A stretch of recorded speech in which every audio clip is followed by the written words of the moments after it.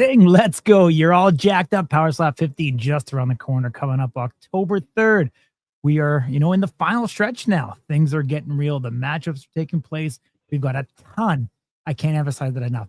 A ton of tape fights on this card. A lot of new talent coming in from the early September combine that they had taking place. There's, seemingly a wrestling flair. We've got a social media sensation making her debut in Hurricane T. And that's, to be understated as it relates to the amount of talent that we are going to see come into Power Slap. How excited are you for everything that has come out this past week? Because there hasn't been any, real delay per se in the announcements that are coming out. And I haven't mentioned it, but the coin toss are made public as well. Yeah, man. I mean, this is uncharted territory, right? We have an event coming up in 9 days. Yesterday it was 10 days. We got blessed with the coin toss results.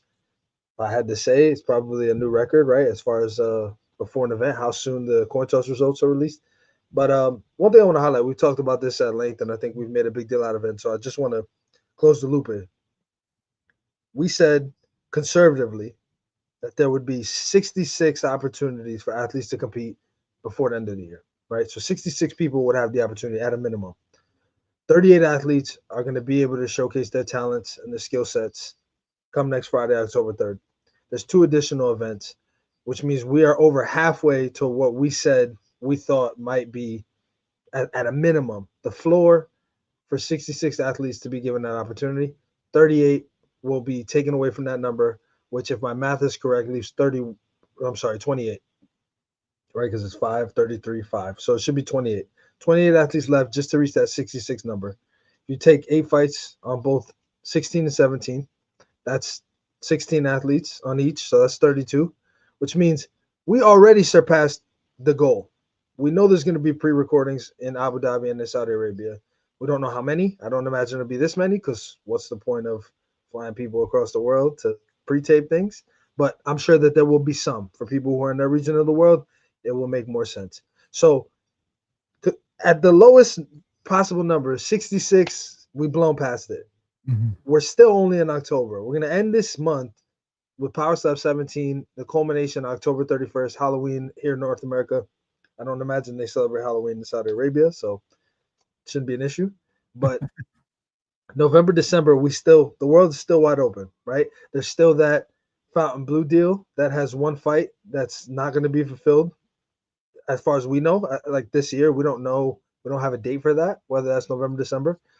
There's also Qatar, which we've talked about and we've said publicly here that we believe November 21st will probably be something because they're in Qatar November 22nd with the UFC.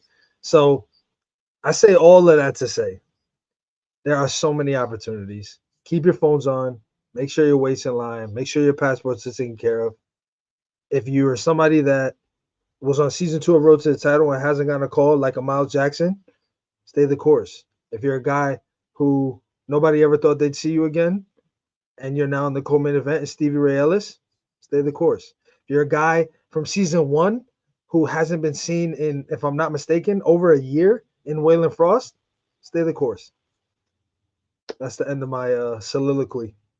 So absolutely, that's my encapsulation of excitement here.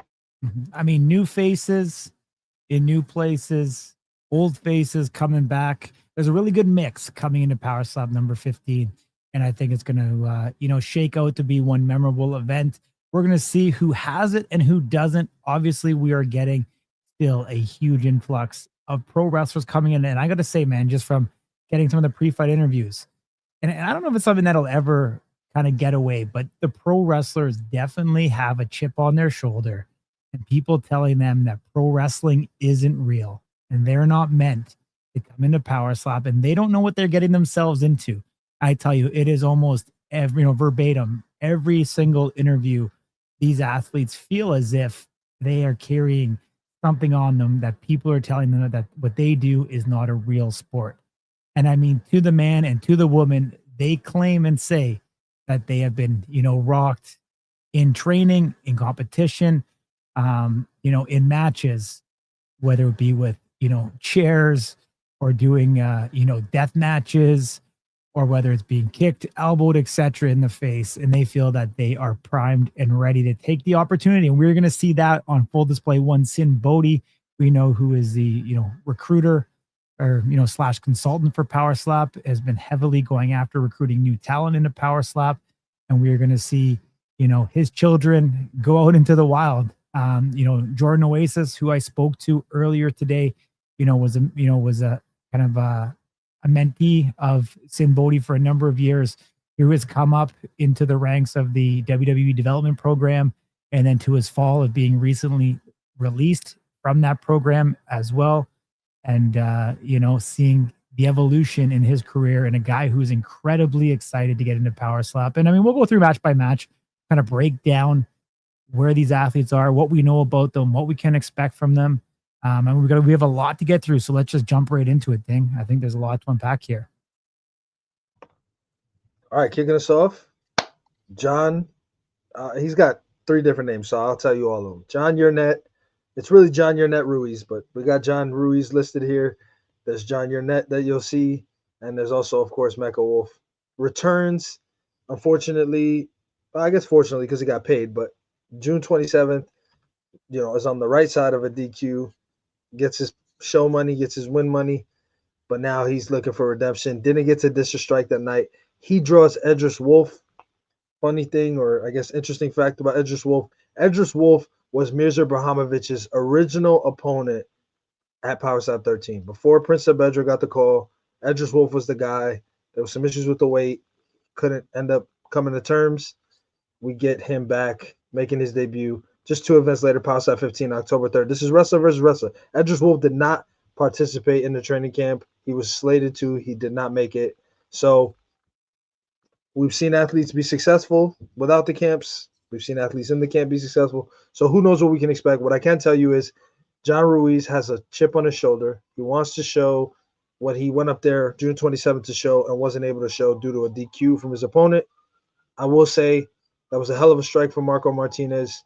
And he got up and, attempted as best he could. You'll have to excuse me. It's cops and robbers outside, it seems. But the fight ends incidentally, but he looks like he's trying to get his wits about him. He's a guy that, when you talk about rounds and being around for a while in the wrestling space, taking those bumps, look no further. So this will be an interesting one, man. This is the wrestlers will win no matter what, because there's 2 of them. Yeah, absolutely.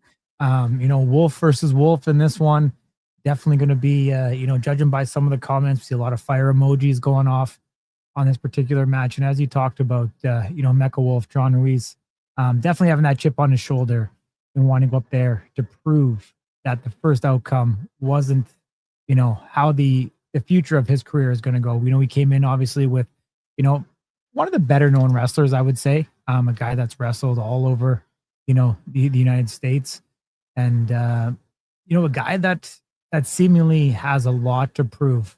A little bit on the older edge, but seems like he's got a lot left in the tank and wants to make a household name for himself here in Power Slap. So pretty excited to see how this goes. I don't know too much about his opponent, so I'll defer to you on that one, Ding. Yeah, we all kind of it's a mystery, right? Obviously, he's much younger, has had interest in this for a longer period of time, hasn't been a wrestler for nearly as long, but I think the mentality is the mentality, right? If I'm not mistaken, Sin said it on this show, and I'm sure he said it at length throughout his career. Got to be a little nutty to step in the square circle and do some of the stuff that they do and tell somebody to hit you with a chair or a kendo stick or throw you off a top rope or jump through a table or jump off a ladder. So this is no different. It's a different type of circus, but it's a circus nonetheless. So I'm excited. Like I said, I think wrestling wins that night no matter what between those 2 gentlemen. So excited to see. What do we got next? 100%. The next match, Desiree Yan is taking on Julia Will Kill a Hoe. Probably a taker of one of the best nicknames in Power Slap, I got to say. I don't know. Jesse Bust a Nut, it was a good one, man. It was a good one. That was OG, man. I was OG. It was so bad, they made him change it. I hear you, man. I echo that sentiment. But, I mean, Julia, Zeta Zhang, previously of AEW, somebody who's been around for a very long time. I'm pretty sure, correct me if I'm wrong, but her pre-fight interview is up on YouTube right now. You can go check that out over on Slap News YouTube channel. Julia is somebody who is very interesting. Got into MMA. Grew up in an area that was rough and tough, and got into MMA. Kind of got thrusted into an MMA career very early on.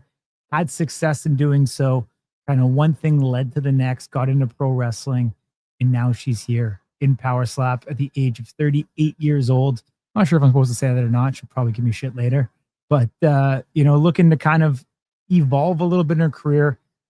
Someone who's fought on televised wrestling events for a number of years. Small girl with a small stature, but a ton of energy. Very positive, happy on life overall in general. And she's going to take on, correct me if I'm wrong, but isn't Desiree Dirty D is her? Dirty Dez. Dirty Dez is her nickname. So MMA fighter, well acclimated. Correct me if I'm wrong, but didn't she fight in the PFL? In the PFL, she's in Bellator. What I think is interesting about this is actually taking place at a higher weight than I thought. And kudos to both women, right? Both of them have the MMA background, right? Julia has the wrestling background as well. I'm sure they don't want to cut weight, and so kudos to them for making that decision. But if I'm not mistaken, my understanding was Julia was planning to come in as a flyweight. Dirty Dez is also somebody that's kind of been around, circling. Both of these ladies were at the training camp, so they've seen one another.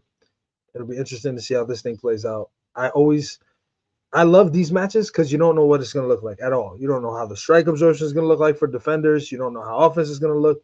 They're bringing the tools that they've, brought to the table up until this point. In Julia's case, it's pro wrestling and MMA.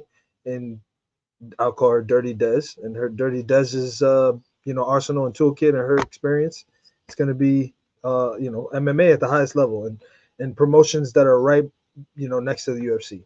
So I'm sure I say behind this UFC. I don't want to get canceled. So 100%. Not known for crazy knockouts though. I will say that. She's a decision fighter for the most part. So whatever that means to each and every one of you. Yeah. Julia's being trained by a recently retired Dwayne Crespo. He's been taking some advice, lessons, and everything that come along with it from Dwayne. And I could see that from the training camp that we were at. We could see very much a similar style and technique that she was taking. Was definitely one of the more advanced individuals at that time, and comfortable and confident in her strike that she was doing. And so it was definitely seeing that she prepared and planned ahead of going into the camp itself. So seemingly getting the call and getting a contract within short order after that camp just kind of solidifies what the brass of Power Slap thought about her, and being able to pull this off as quickly as Power Slap 15, I think is great. The training camp for these athletes, seemingly 4 weeks to get in here, drop the weight, and be able to compete. So pretty excited for this one, Ding. You know what? That's a great point. And maybe that's why this is a bantamweight match. Because of the short turnaround and nobody wants to cut. I get it. Much respect to both women. I'm excited to see what they're able to do up there. Side note, we haven't, I don't think released this, but it's public now. Ryan Phillips, man, making his return as a coach. Crazy stuff. I think that sets a precedent for, guys like Dwayne Crespo to potentially also have some involvement on the coaching side. And listen, the truth is you love to see it. When an athlete who's had success in the sport at some level competes, they hang up their, I don't know, what would you hang up in Power Slap? They hang up their foam roller, whatever you want to call it, their foam stick, or their pimp hand. And then they kind of, disappear into the ether. It's great to see them come back in the capacity and be included, because in MMA, a lot of guys, that's what the guys and girls, really, that's what they do. Yeah. We haven't talked about it, but, I was able to hang around a couple champions this past weekend up here in Vancouver, Canada. And I actually, something kind of shook out that I thought was funny. I didn't realize it, but Anthony Blackburn actually nicknamed his hand. And I wonder if it's a trend that is going to take place in Power Slap going forward. So he calls his hand the murder mitten. Did you know that? He did say that. I remember. It was in his, come check us out video, right? His promo video, I guess we'll call it. Exactly. I mean, that's Me, a pretty Babyface bold Black move. right here with the murder mitten right on one arm. I was like, oh, okay. I like it, man. I like it. I think more strikers should start naming their hand, their palm. I can get behind that. What do you guys think? Strikers naming their palm. Think Yeah. about that, bro. I got the best one. Pamela Henderson. There you go. What would Big Bird's in the comment? What would Big Bird's palm be called? Becky. Becky? I'm sure his wife will be mad. The problem is that you don't only use your hand for one thing, so that's the issue. Yeah. Anyway, moving on. All Before I right. get taken off the internet. Take it away. All right. Dude, this is crazy. Oh, look at that. He came up with another one. Sesame Sleep. Babyface out here just dropping these dimes, man. You got to charge for these. All right, this is an interesting one. So you guys may see him, or he may be, introduced to you by his real name, which is Louis Bruno. These guys are extremely tall, and I'm thoroughly impressed with this matchmaking because Miles Jackson is 6'8", Bruno is 6'9". These are really big boys. Bruno, I know, has been chomping at the bit. He was at the second training camp back in May, if I'm not mistaken. A little on the older side. Time's not on his side, and he knew that. So he was eagerly waiting this call. He's a truck driver by trade, also a professional wrestler, has been a champion. I believe actually he still holds a heavyweight championship. Miles Jackson, season 2, wrong side of a vicious knockout by Brian Ellis. I honestly think that was Brian Ellis's coming out party, right? It was like, I think the steam started there. He knocks out Miles Jackson, albeit it's a disqualification. So technically Miles Jackson's undefeated, but it was a nasty knockout. Ever since then, the guy's slapping doors. He's been remaining consistent, staying the course. You guys have to remember, at this point, season 2 was almost 2 years ago. In November, it'll be 2 years. October 23. So he hasn't had the opportunity to compete in almost 2 years, and he's still here. He's still staying the course, and he answered the call. So anyway, I keep on bringing it back to that. But for those of you who are sitting there not getting a call, as long as you're not being an asshole on the internet, just calling out what it is. No, all hope is not lost. Gianni Huerta is another one that we'll talk about here in a minute, right? Not sure he was ever going to get the call again. Got the call. So stay the course. But big guys. Miles, I don't remember if Miles actually struck. Do you remember?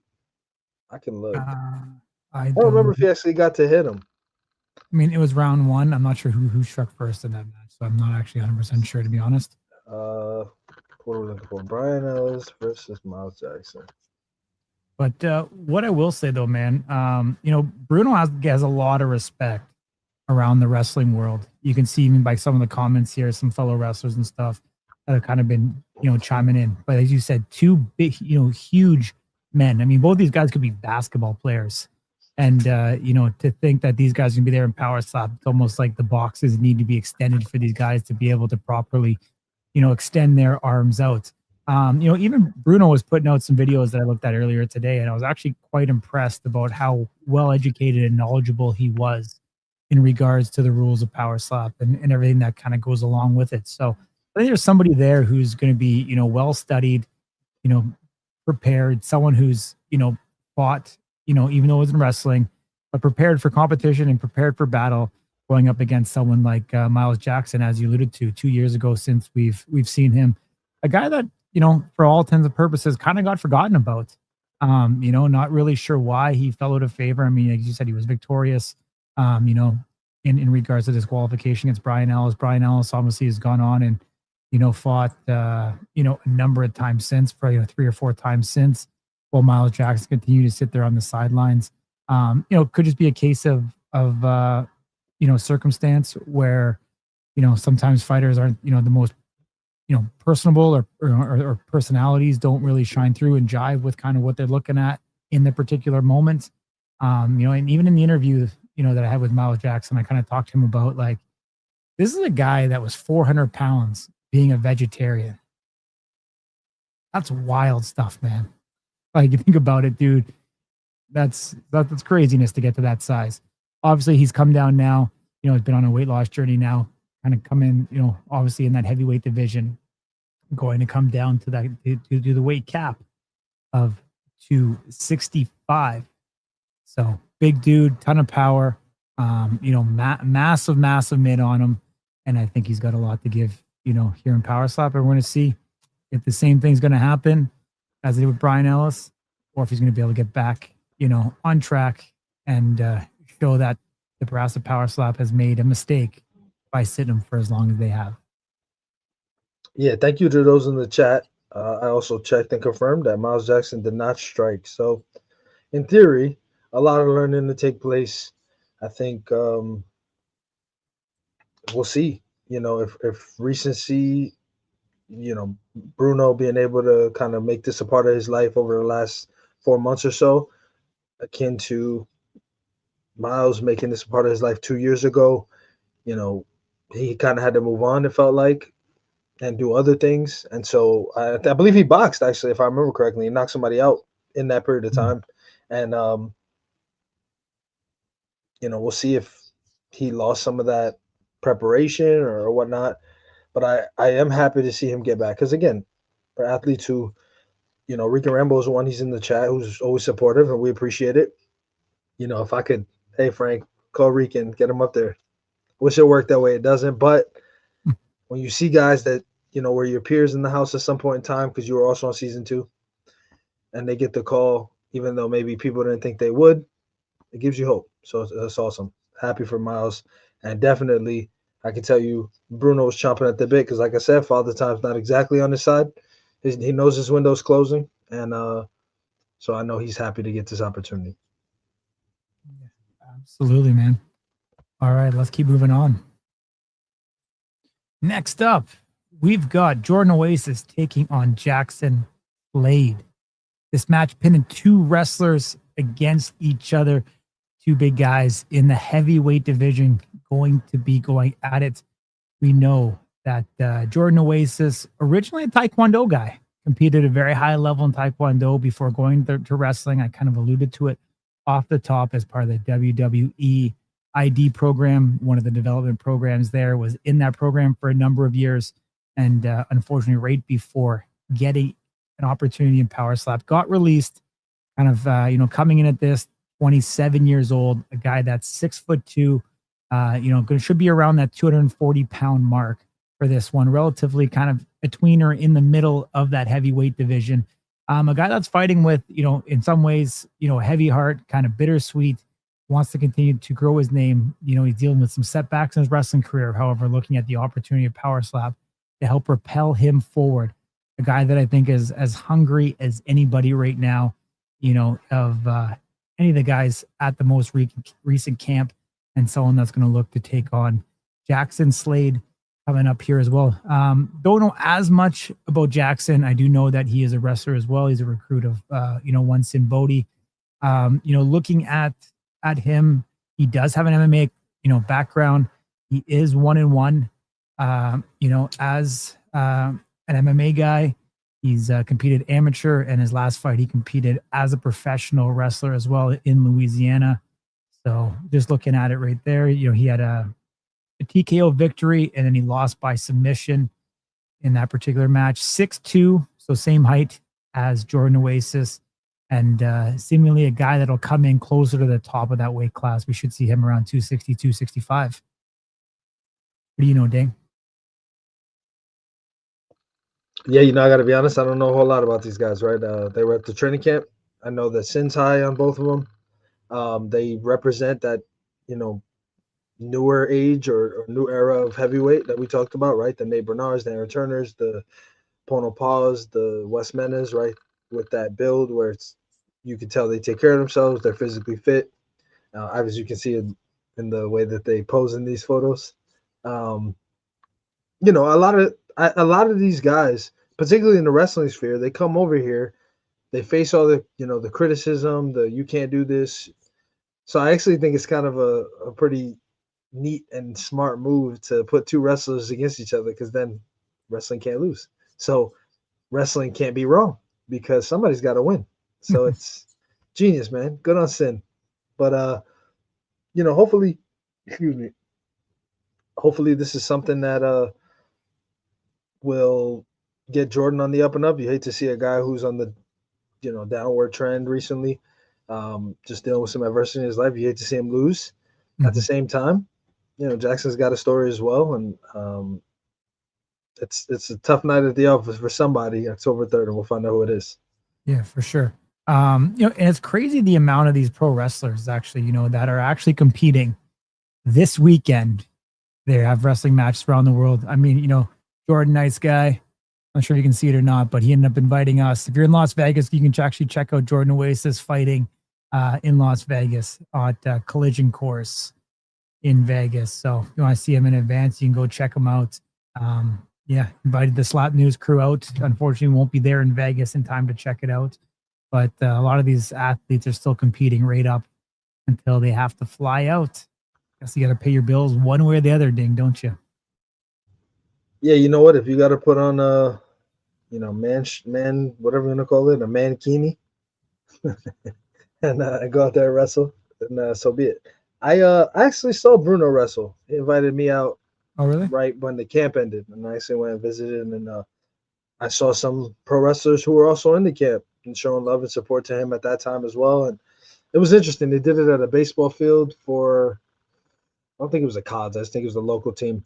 So it was the baseball game, and then they started wrestling right after. They had the ring right on the side. Very interesting. And it was also interesting. So this was weird because I've never been on this side.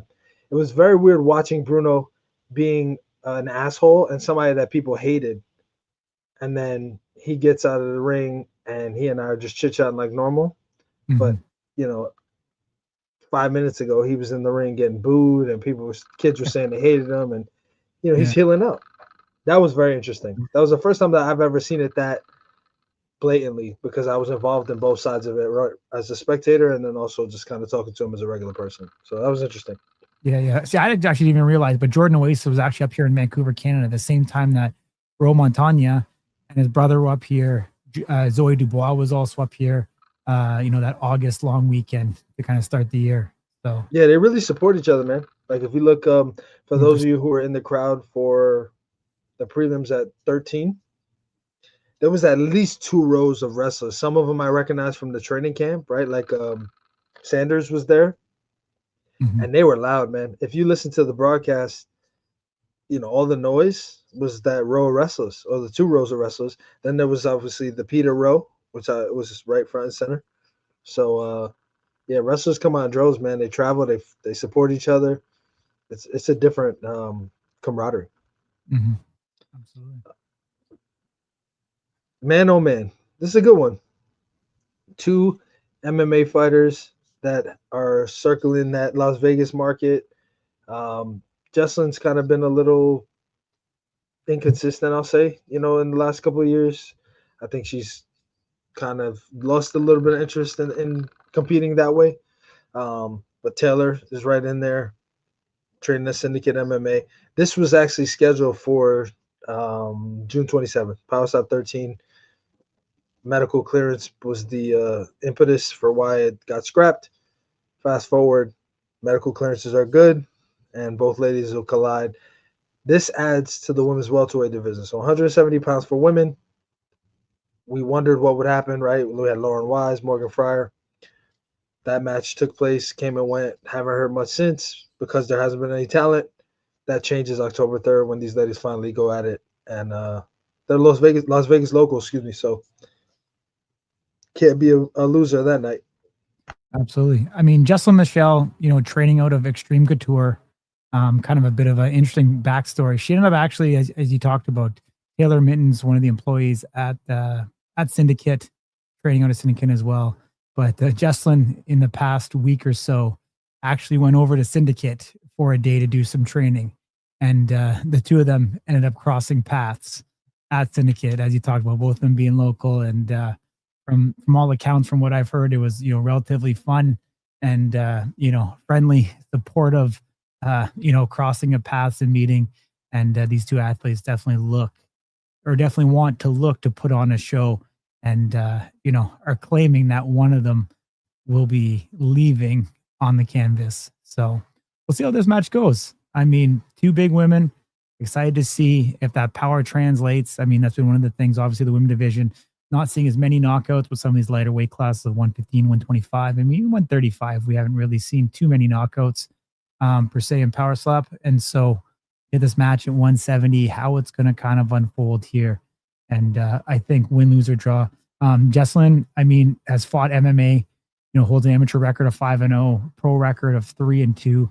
She's fought in, some of the biggest organizations outside of the UFC. She's fought in Tough Enough, the PFL as well. She's had a run in, and the Titans cage as well, which I think was that an evolution of King of the Cage, I think, back in the day. So I mean, she's a veteran. I mean, she's been around 36 years old, and most recently competed in April of 2024.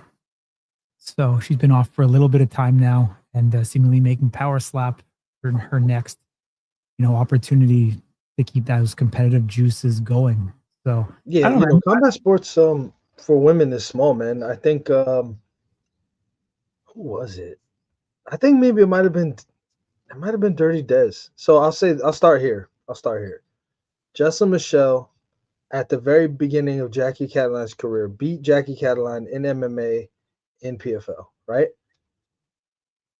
But no, it's Cammy Adams. So Cammy Adams, we had Jeslen Mishelle beat Jackie, correct? She beat Jackie, correct. Right before that fight, that was in April of 2022. In March of 2022, Jackie beat Cammy Adams, who we had on the show a couple weeks ago, who was also part of training camp, also in the PFL. So it's the way that these ladies are surrounding each other is so interesting, man, because it's fun, right? They compete in MMA. Now, obviously, Jeslen Mishelle, like I just said, is looking to come in at 170. Jackie Cataline is not nowhere near that weight, and I don't know that she'd want to go anywhere near that weight. So I don't think we'll see them rematch in power slap, but it is still interesting to see that they all at some point end up here. 100%. I mean, and we haven't got to it, but Abby Montez and Jackie Cataline, we toyed it on social.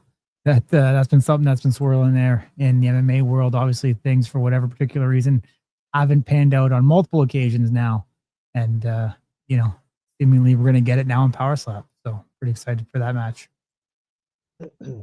Yeah, you and I both. All right, who do we got next? These are sure. Where are we at? OGs, huh?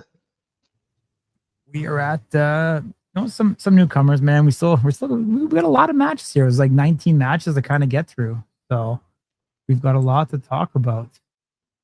James Reddy taking on Cedric Paliant. Is that how you say it? Is it French or what? Should have asked him, shouldn't I? Yeah, I asked him his first name, not his last name.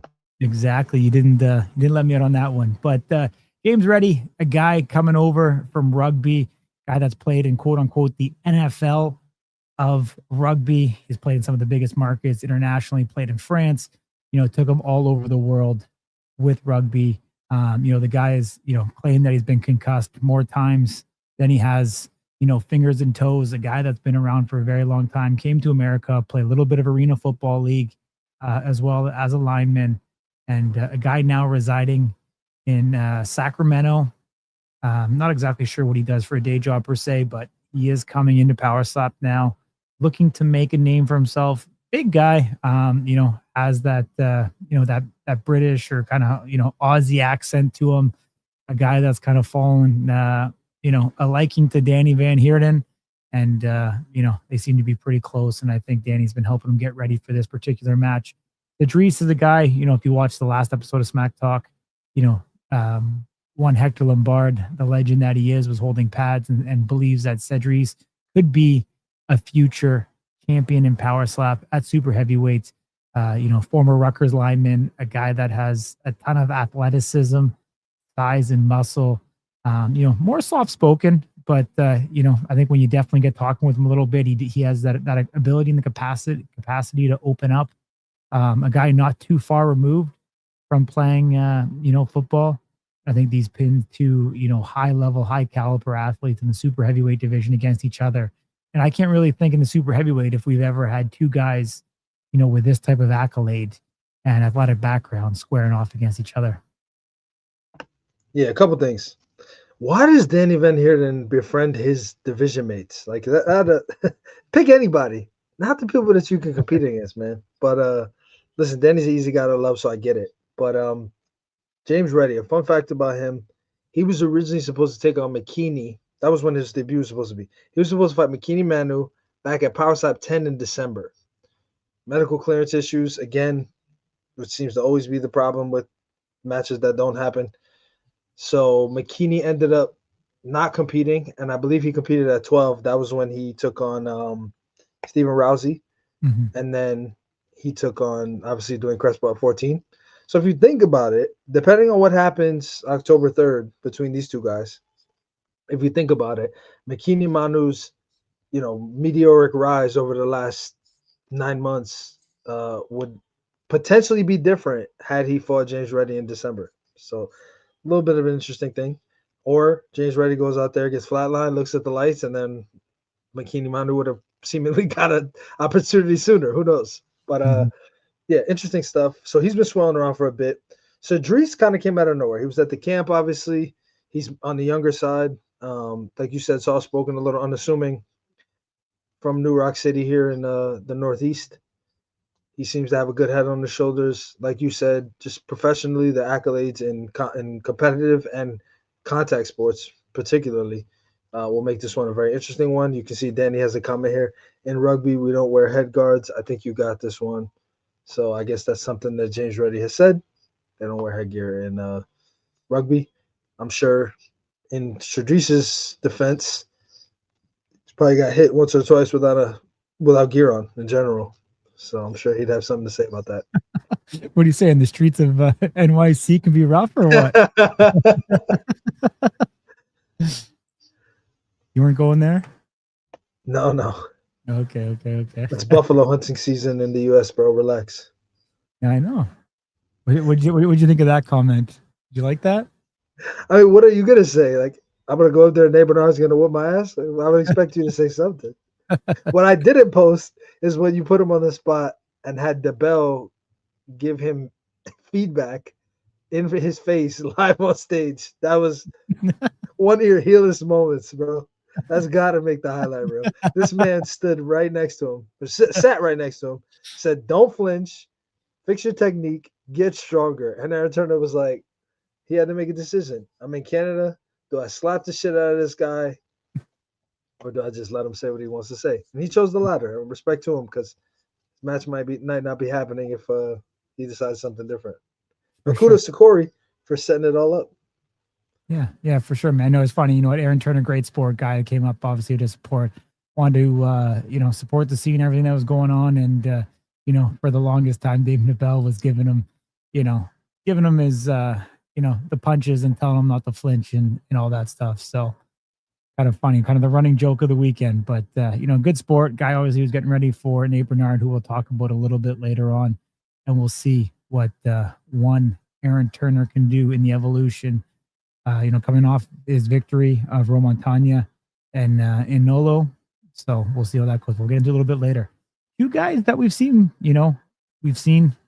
up next in the lightweight division. We've got William Shockey taking on Gianni Huerta. Two guys that, came in through road to the title. Guys that we were hoping, would be able to kind of break through. William Shockey, Inola fell ill less than 24 hours before his match, had to pull out, wasn't able to, make that happen. However, he gets a call back. And Gianni Huerta, a guy who, from a lot of accounts, not many people were talking about. You'd think he was kind of one of the forgotten ones, as you kind of talked about earlier on, getting another opportunity in Power Slap. We haven't really seen a lot. A match set that 155 division outside of, Dakota McGregor going back and forth with Robert Trujillo, and a guy like Gianni, who's 0-1, who lost to Anthony DeFrank, getting another opportunity.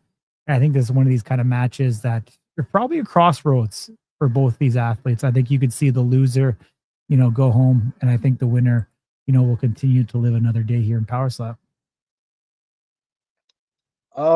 That's a tough one, man, because of the lightweight division. I mean, without more talent, I think these guys get more opportunities than the average Joe might, even with a loss. But William Shockey, obviously 2-0, right? Gets his first match, knocks out Jair Roberto, and then takes on Isaac Winter. Is on the wrong side of a knockout, but it's a disqualification due to a foul, so he gets the win. Was supposed to compete against Andrew Fields, which I thought was quite the step, to be perfectly honest with you. In NOLA, he takes the call, shows up, gets everything done. Unfortunately, falls ill. Him and Nate Bernard must have been playing musical sleeping bags, and it doesn't end up happening. Fast forward, now we get Gianni Huerta back, who also we didn't know would return, coming off of season 3. I remember when we did the final slap, what I highlighted is something that sort of, I guess, resonated about him in my head was when he got, I'll say knocked down, because it wasn't knocked out per se. He got knocked down. He looked a bit disoriented.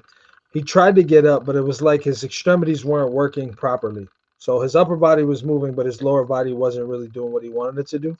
And, that to me is an indicator of heart and grit and determination and will. So I'm excited to see how this all goes, man.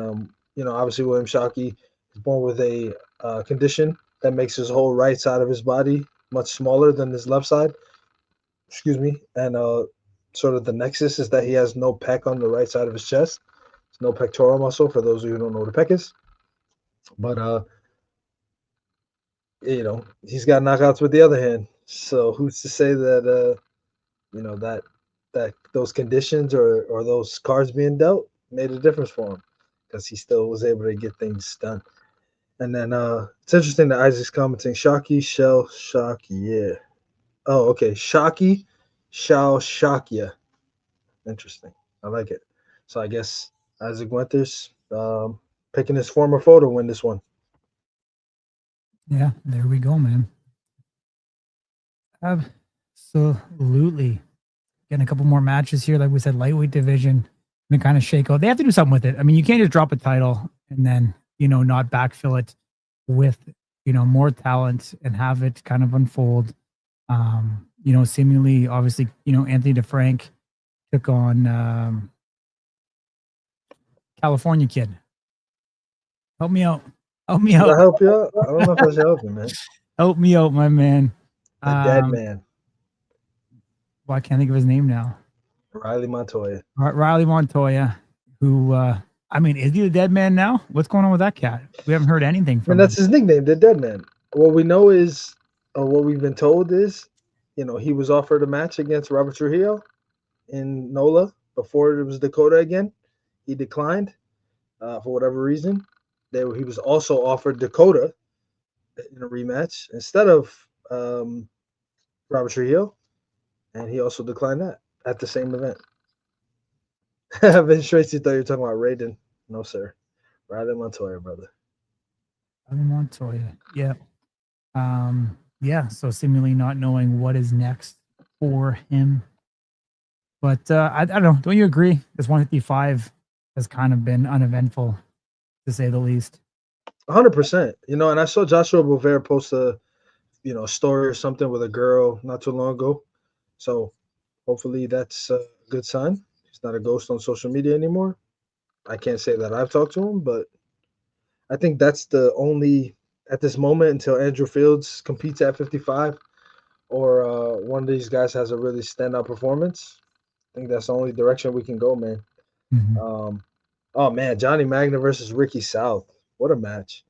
Again, wrestler versus wrestler. But Johnny's tried and tested, man. I think Johnny's doing a great job at kind of separating himself, right? He's not really – for some reason, he doesn't strike me as like somebody that everybody considers first thing that comes to mind is that he's a wrestler. I think his performance against Ryan Kennedy for both guys was a W, and I think that's what people remember when they think of Johnny Magna. And of course, he's pretty fucking brutal if you're his opponent, man. Like he's not gonna let off the gas. He's gonna make jokes. He's gonna say bad things about you, and he's gonna poke fun. And I mean, he's not a quiet guy by any means, and he has a chip on his shoulder and something to prove. On the flip side, Ricky South isn't here to fuck around. He was at the training camp also. He's got some intentions. I know you talked to him, and again, I think it is technically wrestler versus wrestler, but I think Johnny Magna's trying to right the wrongs of what he considers to be the Ryan Kenny match because it was a draw. And, it's not every day that you see somebody get 2 taped matches in a row.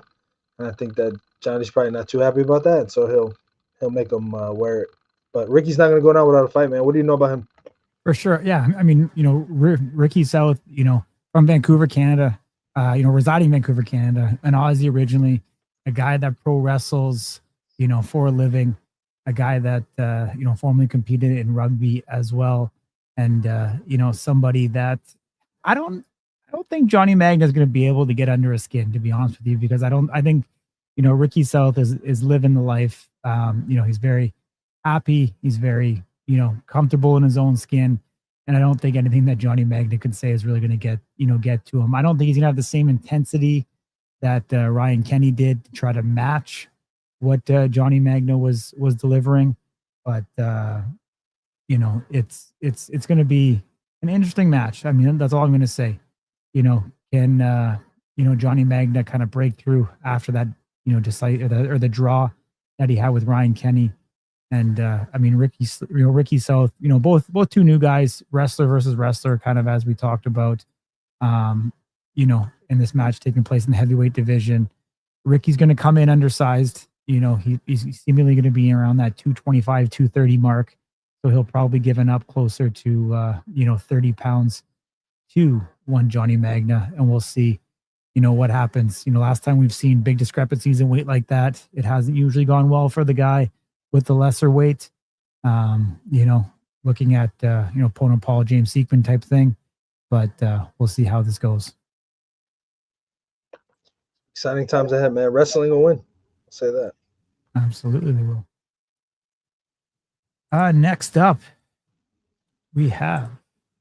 Damn, man, there's so many matches. Holy shit. Dude, we're going to be here all night, I think. There you go. Zoe Dubois returns. Obviously drops her first match against Destiny McCubbin, but showed incredible heart, man. I think, if I'm being honest, I mean, no offense by this, not that I think Zoe watches our show anyway, but I think her hair, like the movement of her hair, is probably what gave off more of the impression that the strikes were more, detrimental than they might have been. She had a great poker face. The problem was, depending on where you were sitting, you couldn't see her poker face because she had the big hair going on, Mm-hmm. So, she's standing across somebody who's got quite a few experiences slapping people. I don't know how many experiences she's got receiving them. She's also Hawaiian, so she's got a couple of things in her favor here. But Zoe's been up there, man. She's received it. She's dished it. So I got to favor Zoe with the experience. But I think Tiare, or what you might know as Hurricane T, I think that a Hawaiian female, that's a game changer, man. You don't see that very often. And we got it here in Power Slap. You're welcome. For sure. What a crazy story. I mean, Hurricane T slapping people in the bar, being the bar manager, creating the viral social sensation that has come from it. Even Dana White has shared her videos. To be able to go from that to having the audacity to get on a flight, go to Las Vegas, join the training camp, and strike with the confidence that she did. I mean, she was one of the more better prepared athletes up there, to be quite honest. She actually looked like she loved what she was doing. Big smile on her face the entire time. I'm sure if you've seen some of the footage of her striking over on her Instagram, just really loved, enjoyed being there. And somebody who we're going to see that is kind of doing this as one of those things that just take the opportunities that are in front of you, seize the moment. Zoe Dubois, wrestler, as you said, has the experience. The first time up there, things didn't particularly go her way. I remember talking to her right after her match, and things there. You could tell that there was some things not sitting right with her in that particular moment, and wanting another opportunity to get back up there. So I feel like there's been a hunger kind of brewing inside of her for for quite a while, and we're gonna see if she gets that. She's gonna get that chance. I don't know. Is she striking first? I'm not even sure. She is striking first. So we haven't even talked about the coin toss winners, but Zoe Dubois is going to be able to strike first, and we're going to see right off the bat if Hurricane T can take a strike or not. That coin toss, man. That coin toss. That coin toss. Holy shit. Absolutely. The next match on the card, one that has been brewing now for over a year. You know who it is. Needs no introduction. When Donnie Von Heerden taking on Slapdog Lorenzo Florian. These guys have been going back and forth at it for a number of years, and seemingly one wanting each other and their place in time with where they're at. Two guys that really don't give an F, to be honest. And weren't they on the show? They were supposed to. They were on the super heavyweight great debate, no? And they were going at it. I feel like I remember that distinctly. Yeah. I mean, for sure. But going back, even though Road to the Title, I believe it was season 2, when Lorenzo pulled out, he was supposed to face Donnie on that particular, round 2 of the competition, pulled out. So these guys have been at it now 2 years, per se, kind of waiting. Lorenzo Florian, I mean, we kind of joked about it, kind of him being Bigfoot, a guy that hasn't been seen. Last time we seen him was when he fought Kalani Vakamalola in December 2024, Power Slap number 10 in Las Vegas. Sporting an 0-2 record, also disqualification, loss to one Cooper Housley. Getting that chance. I mean, you talk about guys who have gone 2-0, guys that have kind of been written off now, but having an opportunity to come back a year later and try to take on one Donnie Von Heerden, who's currently in the super heavyweight rank. And if anything, I think Danny is where, I know you say Donnie because that's how he likes it, but I'm gonna say Danny because I'm American. So Danny, I think he's in the place that Makini Manu found himself in for a while, in that he still hasn't found that breakout performance that he believes that he can have, especially having the background, right? Coming over, being a former champion in the EFC. He lost to Makini Manu technically, then gets the title shot against the Crazy Hawaiian. And I think that was at that time anyway, for that run, I think that was kind of the beginning of the end. Loses to Crazy Hawaiian, then he loses to Kalani, both in pretty one-sided fashion. Gets dropped, by both Kalani and by Crazy Hawaiian. And I think this is a good opportunity. Put him on the tape, relax him a little bit, give him an opportunity against a guy that he's had his eye on, that there's some healthy, banter between. But honestly, this is important for both guys to win. The loser here could very well be looking at the door. So I think it'll be tough no matter who loses. I don't think that either of these guys are like hated. I think Danny's probably got a little bit more of a fan base, so to speak. But I think most strikers that I've ever talked to have no issue with Slapdog. I think he's a very nice guy. We've hung out with him, obviously, and his awesome wife as well. So it's a tough one, man. Somebody's got to lose, and it could very well be the last time we see whoever that person is. Absolutely. Oh, I mean, this is taking a lot longer than I thought it would be to get through these matches, man. But try and do our best to obviously break down what we can, bring you guys. Now, next up, showing you some of those old faces that Ding talked about. On Waylon Frost. Is still the best quote of Slap News from Waylon? Where you at, Provost? Come on, Provost. Yeah. Waylon Frost, the guy who had no media training, hated the camera, no emphasis, had to push him a little bit to kind of get some enthusiasm out of it, and was definitely one that was definitely for the taking. Guy that's been around. I mean, right from day one, he's been around, sporting a record in Power Slap of 2-3 victories over Jesus Gaspar and one Mike Smith, who you know as Slap Jesus, and losses to Chris Thomas, Alex Ashbury, and not Zach Zane. Sorry, Provost was the last one that he lost to. So taking on Zach Zane, another guy who's had a bit of a mixed record over here in Power Slap. Guy who's had almost 40 fights in MMA, and here in Power Slap, sporting a 2-2 record, victories, most notably over Chris Debo, losses to Jules Scott and Cole Young. What do you think both these guys still have in the tank, and what are we going to see, Ding? I mean, we haven't seen Waylon since 2023, end of 2023. So it's coming up just shy of 2 years. His last match, he got DQ'd against Andrew Provost. So obviously, him getting the call though tells me that he's got something to prove and that he's wanted to come back, which much respect to him for that.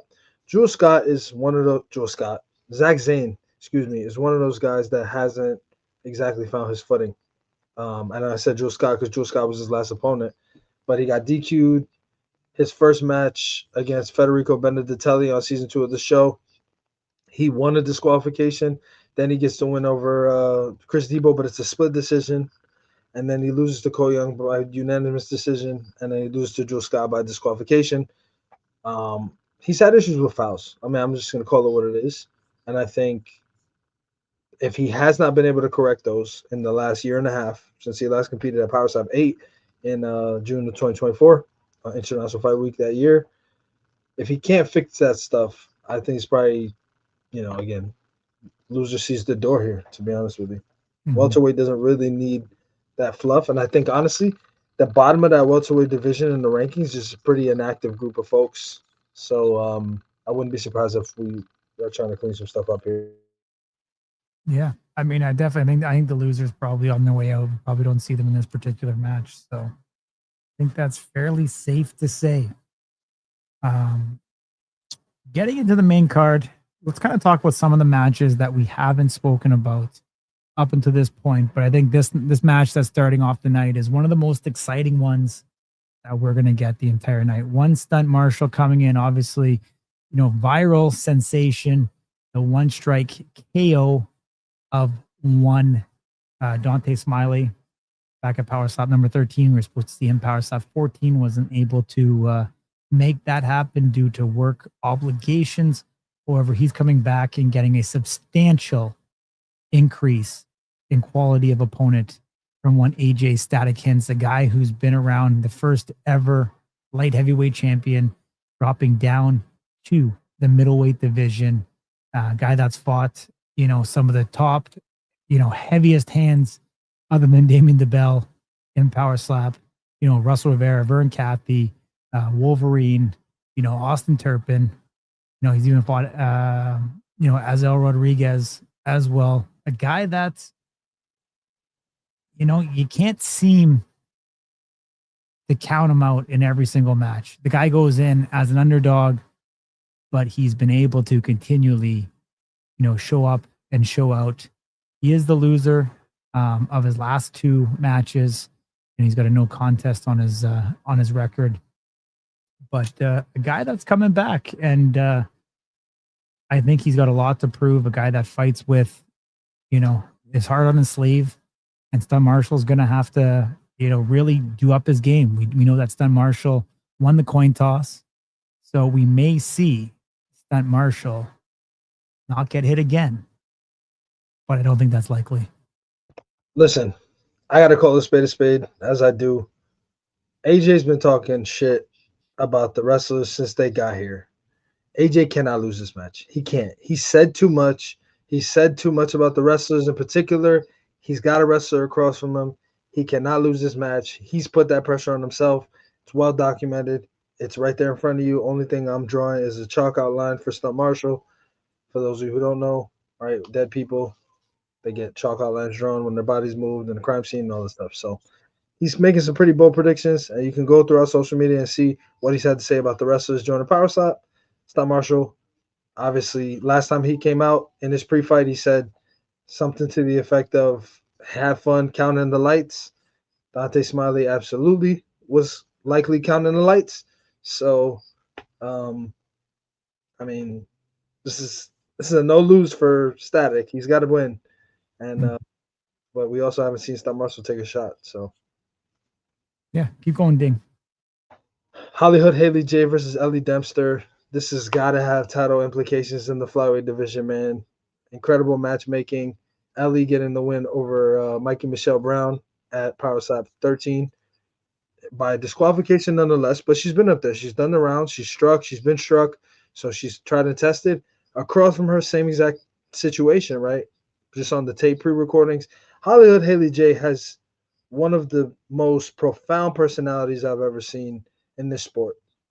I've said she reminds me of the female Austin Turbin.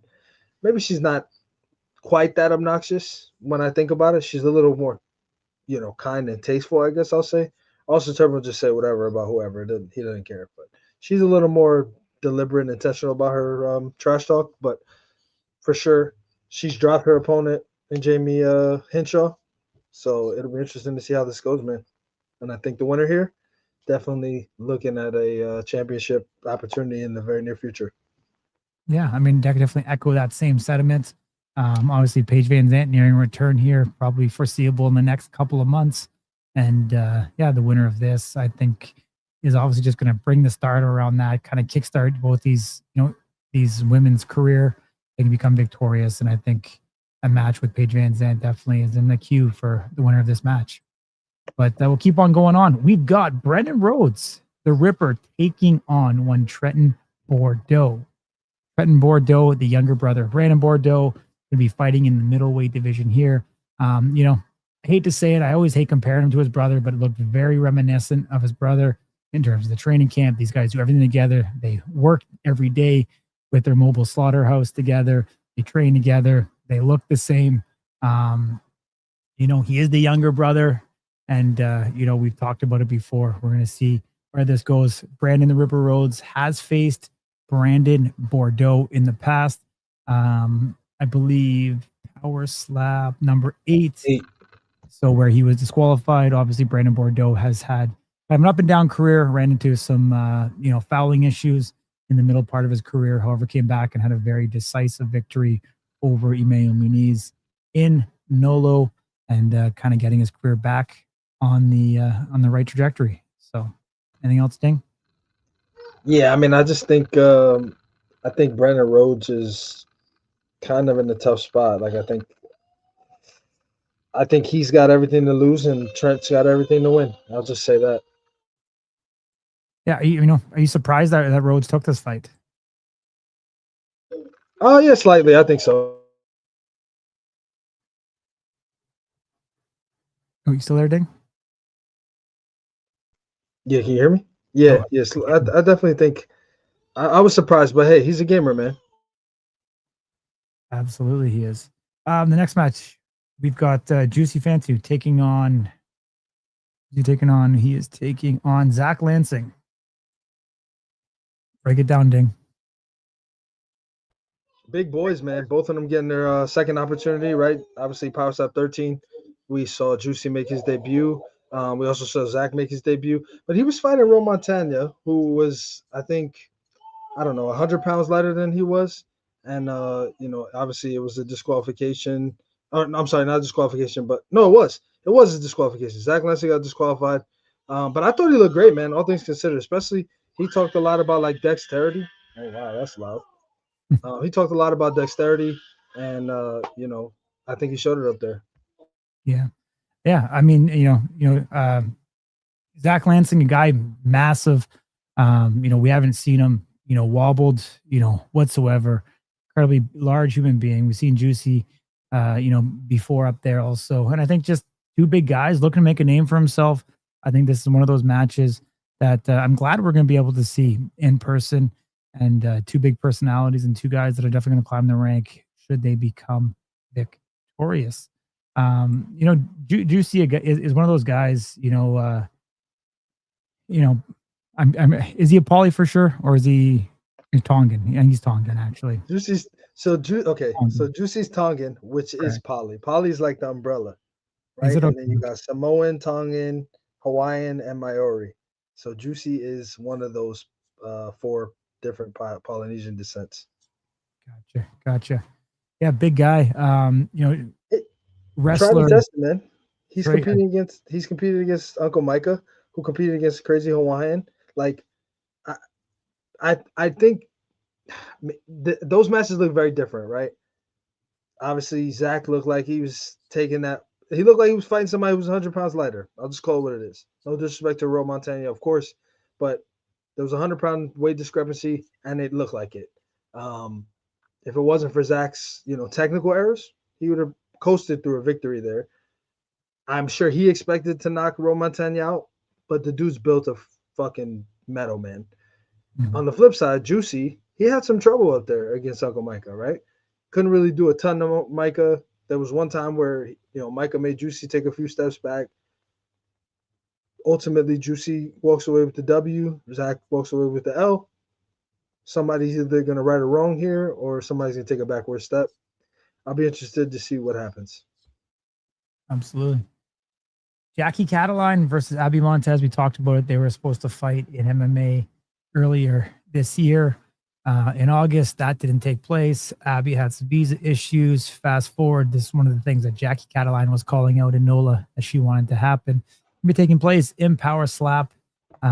Jackie Cataline, for all intents and purposes, sporting a 1-3 record right now in Power Slap, has the MMA background and experience.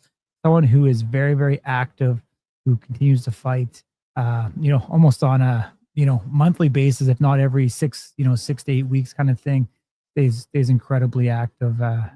As I just stated, Abby Montez, MMA fighter as well from Mexico, was victorious over Jackie Thomas, the sister of one KO Chris Thomas, with an absolutely phenomenal knockout in round 1, and someone who's definitely has some star power behind her. You talked earlier, Ding, about the mix between MMA and how these women are kind of meeting up in Power Slap here.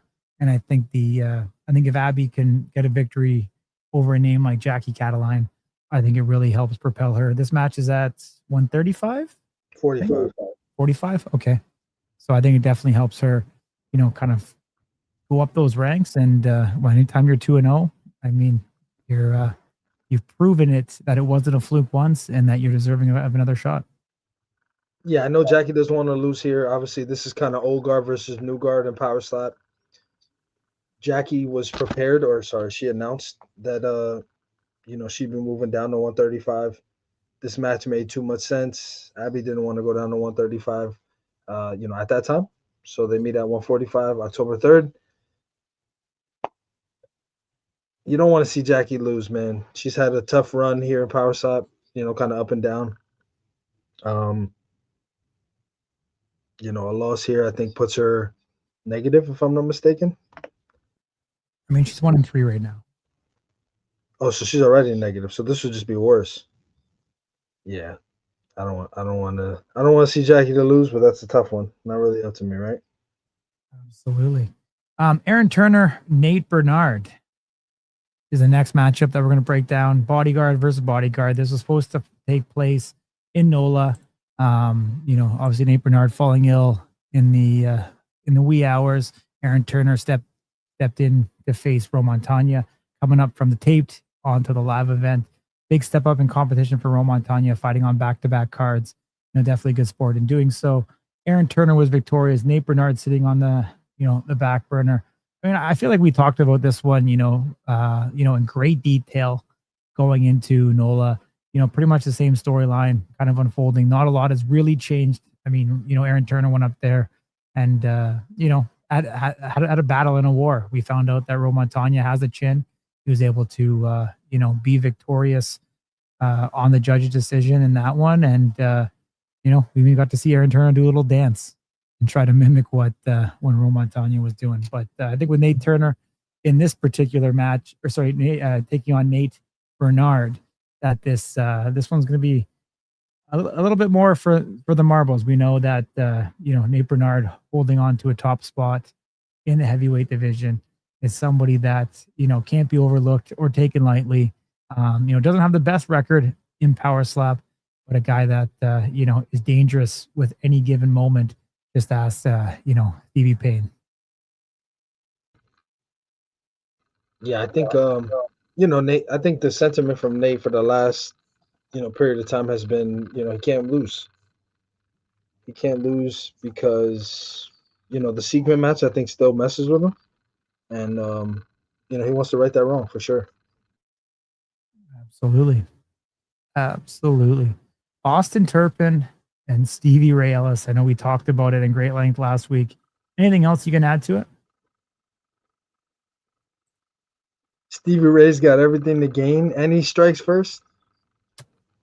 Like, oh man, I don't know, man. Austin Turpin's in the worst seat he can possibly be in. Everything to lose. Stevie Ray's got everything to gain, and Stevie Ray gets the coin toss.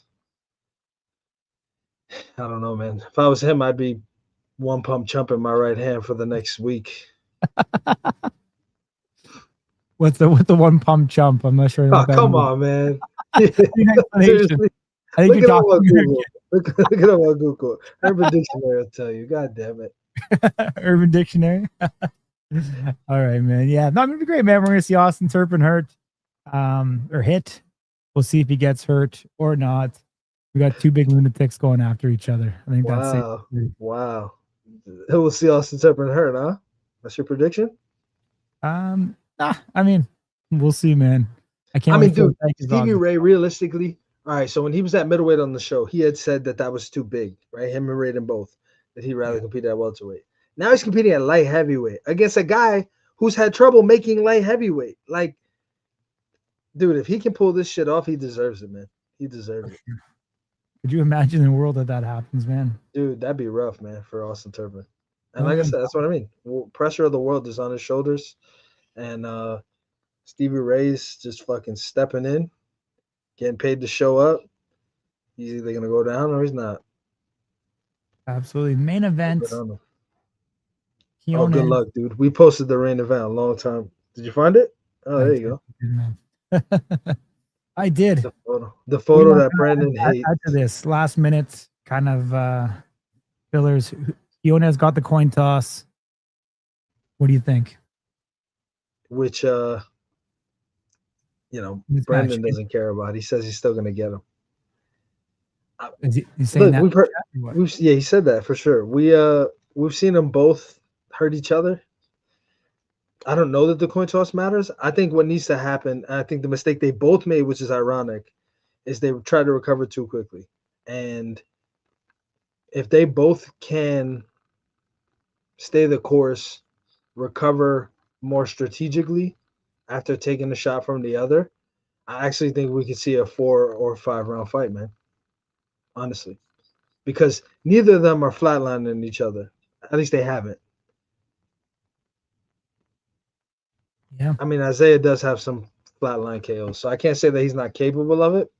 Brandon just has done a really good job at absorbing what he's got coming. So I think the biggest thing here is going to be defense, recovery. How do you recover if you go down? We may see Brandon Bordeaux, return to the days of like trembling when he's trying to take a strike, because a lot on the line, man. He's the defending champion, different seat he's sitting in. And, he's got all the confidence in the world that he's going to win this. Isaiah's got a chip on the shoulder. Let's see what happens. Yeah. I mean, Isaiah, last time he had the coin toss, he flat out missed round 1. Gave Brand that opportunity and opened the door wide open, and Brand took advantage of it. Do you think Isaiah makes that same mistake twice? Yes. You think he does? Because he's already made it. If you see in the first fight, he made the mistake that time too. Realistically, how many fights has Isaiah had where he's knocked his opponent out on the first strike? Doesn't happen. So I think he just takes a little longer to get in it. Right? He has to find his placement, his positioning. At the same time, he's fighting the same guy for the third time, so theoretically he should kind of know. But I think Bordeaux's changing his defense up, intentionally.